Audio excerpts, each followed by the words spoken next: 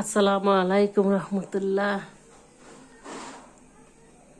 আপুরা ভাইয়ারা কেমন আছেন? আলহামদুলিল্লাহ আমি ভালো আছি। দেখেন, একটু আগে ভিডিওতে দেখালাম চিংড়ি মাছ কাটলাম আর মুরগি কাটলাম।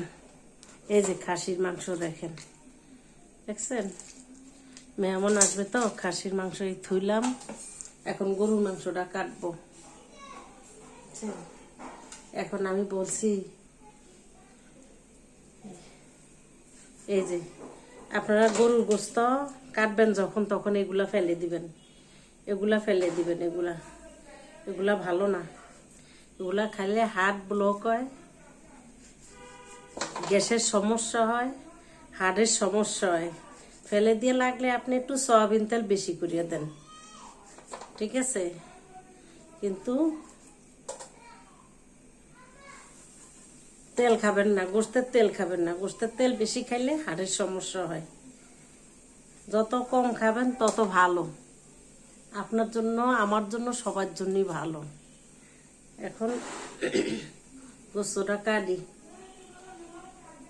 ভাই, মালদ্বীপ ভাইয়েদের উদ্দেশ্যে বলছি, তুমি তো মালদ্বীপ থাকো ভাই, প্রত্যেক বছর কোরবান দেও, তোমার অনেক কষ্ট করিয়া মানুষের হাতে পায়ে ধরিয়া তোমার জন্য বনে গোস্ত পাঠাই, বুঝছো?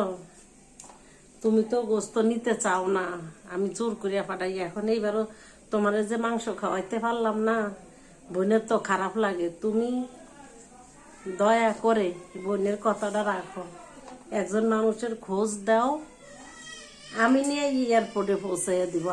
আমাদের লোক আছে, লোক দিয়ে এয়ারপোর্ট পৌঁছে দিব। বোনে তো মাংস খাইও শান্তি পাইতেছি না, তোমারে খাওয়াইতে পারি নাই এখনো।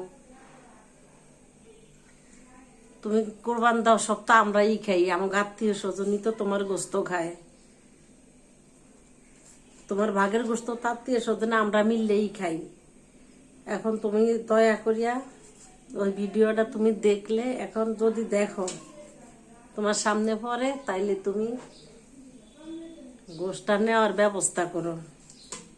বোনের অনুরোধ, বুঝছো? বোনের কথাটা অন্তত রাখো তুমি।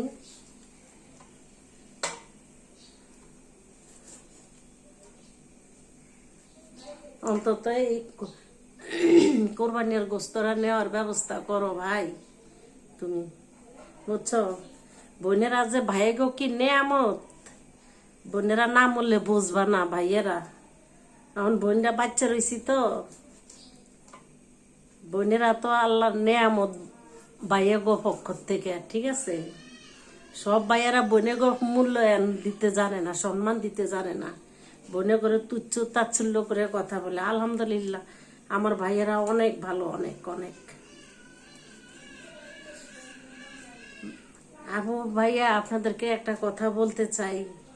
কথাটা যদিও অনেকের খারাপ লাগবে, অনেকের ভালো লাগবে। এই বোনের বাড়িতে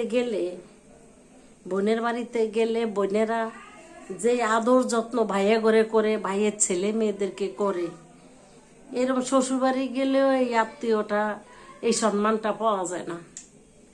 বোনেরা এত সম্মান করে ভাইয়েরা গেলে, ভাইয়ের ছেলে মেয়ে সবাই গেলে বোনের বাড়িতে, অনেক ভালো লাগে, অনেক অনেক। আমি যখন আমার ভাইদেরকে একটা অক্ত নুন ভাতও খাওয়াইতে পারি, তাও আমার একটু শান্তি লাগে, না এই ভাইয়ের একবেলা ভাত খাওয়াইতে পারছি।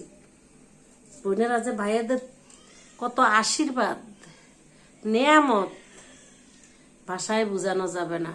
বোনেরা দোয়া করলেও লাগবে ভাইয়া গো গায়ে, বদদোয়া দিলেও লাগবে ভাইয়াদের গায়ে। কারণ কি, মা বাপ আগে আল্লাহ, পর হইছে বাপ মা, তারপরে বোনে গো দোয়া ভাইয়া গো অবশ্যই লাগে, অবশ্যই। আমার এক আত্মীয় আছে, আমার দেবর সম্পর্কে যথেষ্ট, এমন ভাই ফিতে কম মিলে। বোনে করে দিয়া থাকলে ভাইরে দিবে, অন্য মানুষের না থাকলে নাই। এত প্রাধান্য দেয় বোনেদেরকে ভাইয়ে, 6টা বোনেরে, ছেলে মেয়ের পড়াশোনা সব কিছুই এক ভাই গ্রহণ করে। আলহামদুলিল্লাহ ওই ভাইয়ের অবস্থা ভালো, অনেক ব্যাংক হাউসে চাকরি করে। বোনেদেরকে দিয়া থাকলে তারপরে বাইরের কাউরে দিব, না আইলে না। আল্লাহ এরম প্রত্যেকটার ঘরে ঘরে এরম সন্তান ভাই মিলে দেখ, মায়ের ছেলে আল্লাহ এরকম মিলে দেখ, বোনে গো ভাই এরকম মিলে দেখ, ভাগ্যবান ভাই। আর ভাগ্য, আর সব ভাইয়েরাও এক না, সব বোনেরাও এক না। আমরা আলহামদুলিল্লাহ, আমরা ভাইয়েরা বোনেরা আজও পর্যন্ত কোনো এমন আমনের জায়গায় তুমি পর্যন্ত বলা হয় না। আল্লাহ আমাকে অনেক ভালো রাখছে হয়তো এই জন্যই। আর আমার বড় ভাই তো বড় ভাই আজ পর্যন্ত কোনো ভাই বোনের অন্যায় নেয় অন্যায় দেখলেও সামনে দাঁড়াইয়া বলে না এই পর্যন্ত ভাই কিংবা বোন তুই এটা অন্যায় করছো। অনেক ভালো, অনেক ভালো। আসলে তো বলার কাজ হয় নাই, বলবে কি করতে। আমরা অনেক সম্মান করি ভাই বোনদেরকে। ছোটবেলায় যখন মসজিদ কাছারিতে যাইতাম তখন হুজুরেরা শিখাইতো যে বড়দেরকে সম্মান করতে হবে, কেমনে কি করা লাগবে, কিভাবে সালাম দিতে হবে, এগুলা শিখাইছে। এই জন্য বারবার বলতেছি, আমি প্রত্যেকটা ভিডিওতেই বলি, ছেলে মেয়েদেরকে স্কুল কাছারিতে পাঠান, আদব কায়দা শিখুক। তো অনেক কথা বলে ফেললাম, আপনারা সবাই ভালো থাকেন। আসসালামু আলাইকুম। ও আরেকটা জিনিস আপুরা ভাইয়ারা, এই যে দেখেন হাঁস আনছি, হাঁস। এখনকার হাঁস অত মজা না, তারপরও হাঁসের মাংসটা আজকে রান্না করবেন। দেখেন, বুঝছেন, দেখেন গ্যাস থাকে না, সকাল হলে রাইতে এটারে কিছু করিয়ে রাখতে হবে। তো ঠিক আছে আপুরা ভাইয়ারা, ভালো থাকেন। আসসালামু আলাইকুম।